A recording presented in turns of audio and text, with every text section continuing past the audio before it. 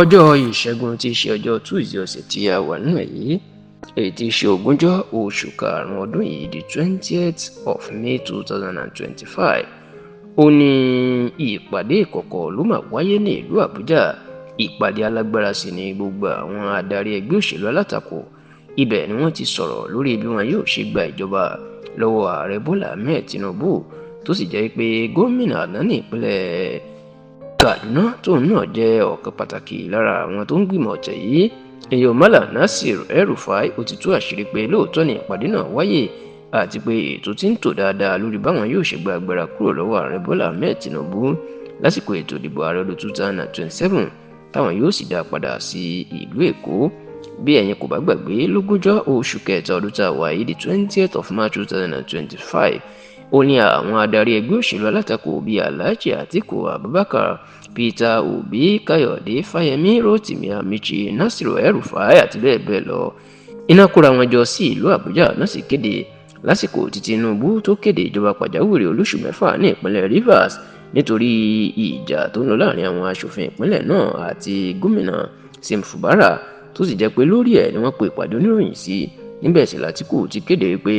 láti 20 oṣù kẹta náà làwọn táwọn jẹ́ adarí ẹgbẹ́ òṣèlú alátakò làwọn ti kóra àwọn jọ táwọn yóò jọ ṣiṣẹ́ papọ̀ láti lé Tinubu dànù ètò olóyìnbó ń pè ní coalition. Látìgbà náà ní oríṣiríṣi ìpàdé ló ti ń wáyé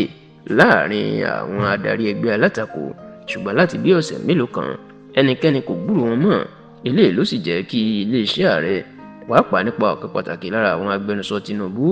ọ̀gbẹ́ni Báyọ̀ Ọ̀nànúgà àti amòfin Daniel Bwala kan máa fi El-Rufai ṣe ẹlẹ́yà pé gbogbo ìpàdé ọ̀tẹ̀ wọn àwọn ò gbọ́ nǹkan kan mọ́.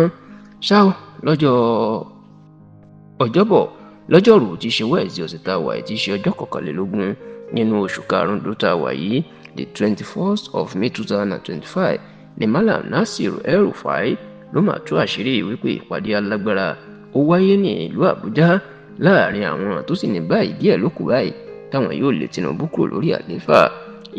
Ìpínlẹ̀ Katsina ni El-Rufai ti sọ̀rọ̀ yìí ibẹ̀ ló ti ń jẹ́ kó dì í mọ̀ pé òun ò mọ̀ pé òun lè wá síbi ìpàdé pàtàkì tán pé òun sí ní Katsina náà nítorí pé àwọn ṣe ìpàdé láti alẹ́ di ọ̀gànjọ́ òru àná ti ṣe ọjọ́ Tuesday òní ìyẹn àná ó ń pe ọjọ́ Wednesday tó ń sọ̀rọ̀ náà ní àná ìyẹn ètò túmọ̀ sí Tuesday oníbẹ̀ làwọn ti sọ̀rọ̀ nítorí pé àwọn fẹ́ dá Tinubu padà sí ìpínlẹ̀ Èkó.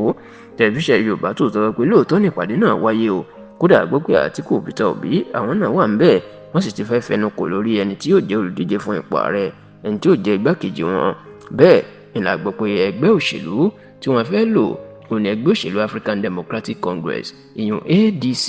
kódà alága àgbà ẹgbẹ́ òṣèlú náà Ọ̀gbẹ́ni Rafunwosu òun náà ti fìdí ọ̀rọ̀ ìmúlẹ̀ o lẹ́gbẹ́ òṣèlú ADC àwọn àwọn alágbára alátakò fẹ́ lò láti fi gba ìjọba kúrò lọ́wọ́ Tinubu lọ́dún 2027 àti pé gbogbo ètò tí ń tò dáadáa lórí ìgbìmọ̀ ọ̀tẹ̀ yìí.